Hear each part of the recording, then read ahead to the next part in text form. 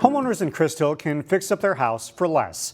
It's through a program that's been around for years, but you may not know about. Emily Haugen introduces us to one neighbor taking advantage of that program.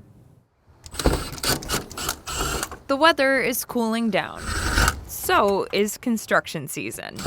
Yet at Joanne Segner's house, I'm excited. work has just begun. They're original to the house, so they're 50 plus years old. 60 years old probably. Starting with brand new windows. So it has the original windows.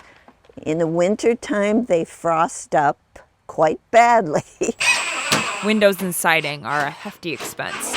It's one Segner didn't take lightly. I don't really get a lot of new things. I mean, I've saved the money and I'm spending it, and I hope everything turns out really, really good. But a weight was lifted off her pocketbook thanks to a Crystal home improvement grant. Homeowners can get 20% of their projects covered. It roughly comes to $8,000 that I can use towards the windows and the siding. And $8,000 for me, who doesn't have a lot of money, is a big deal. Putting in a new driveway. Community Development Director John Sutter says most of the city's housing was built around the same time, and it started to wear out at the same time. It was especially important to preserve affordability by preserving that housing. This project's been in place since the 1990s. There is an income cap, but Sutter says most households qualify. We definitely think it has helped maintain Crystal's housing and its neighborhoods. And above all, for Segner, Been here 45 years with this color, so it's a welcome change. something new. In Crystal, Emily Haugen, CCX News.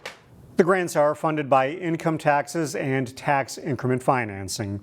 You can learn more about the grant online. We'll share a link in Emily's story at ccxmedia.org. In Brooklyn Park, police continue to investigate a case of shots fired at a vehicle in broad daylight. The incident happened Wednesday at about 4:30 p.m. near the corner of Brooklyn Boulevard and Regent Avenue. When police arrived, they located a vehicle with 3 bullet holes in it. Officers also found the driver of the vehicle, who told police another man shot at him while he was sitting inside his car. The shooter then ran away. So far, no arrests have been made. Efforts are underway across the northwest suburbs to help those who are less fortunate. The ChickfilA in Plymouth is collecting winter hats, gloves, and mittens for an event in October called 3,000 Acts of Kindness, which provides items and services to the homeless.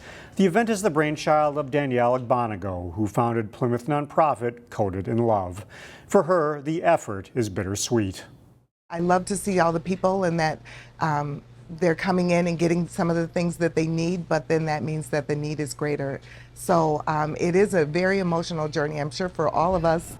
You can drop off hats, gloves, and mittens at your local Chick-fil-A through October 30th. We'll have more information on the donation drive on our website, ccxmedia.org. The city of Plymouth is negotiating for a single hauler to offer citywide organics pickup. The city has a contract with Republic Services for recycling. They're looking to extend the contract and add organics pickup. City officials say costs are increasing, but they hope to reduce costs by bundling the services. Residents that opt into organics recycling services would get an extra cart. The state is requiring garbage haulers to charge every customer for organics recycling, even if they don't use the service. Coming soon to Plymouth, a new restaurant that specializes in Indian cuisine. Clay Oven will take over vacant space, replacing a former restaurant in the Carlson Center shops east of 494 and south of Carlson Parkway. According to Plymouth city officials, the restaurant has signed a 10-year lease at its location. As its name suggests, the restaurant specializes in clay oven cooking, bringing the flavors of India to the suburbs.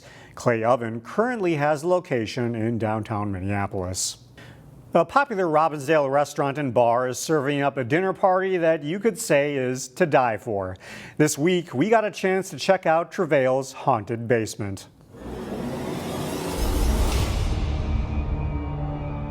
Travail is known for providing its guests with unique dining experiences. But nothing can prepare people for what's in store when you walk down to the basement bar. spooky experience downstairs this year in the haunted basement bar.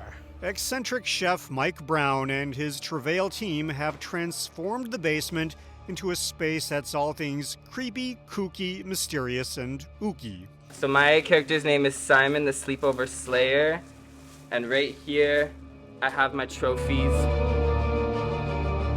It's to set the stage for a dinner theater experience called Haunted Basement, a party to die for. Dinner theater at its best. This year, Travail has partnered with the nonprofit arts organization The Haunted Basement, whose artists specialize in horror. We've connected with them and we've created an experience that is not only spooky and scary, but quite delicious. It's 10 courses of food paired with 5 different beverages prepared and served by serial killers. I've got my pajamas here that have been so sadly stained. I don't know what though, must have been grapefruit juice.